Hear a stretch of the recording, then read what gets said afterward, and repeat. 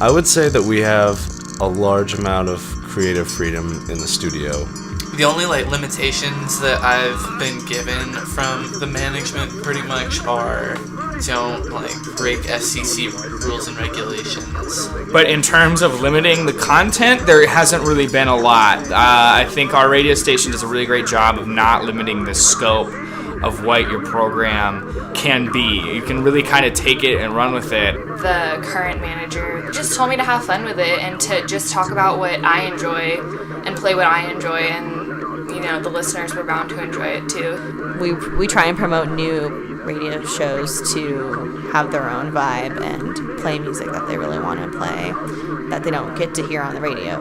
I've experimented with doing interviews on their completely music programs, hosting a show with another person and just talking about stuff, throwing in a sports segment. Station's management hasn't really imposed too many limits on what I've done. I experience a lot of creative freedom because I feel like I could play basically whatever I want. Outside of the obvious things that keep the station running, I haven't really felt like there's a lot of issues in terms of creative control or anything like that. But basically the only restrictions I feel like I've run into have basically been put in place by myself. Our show is fluid and we can adjust it how we want.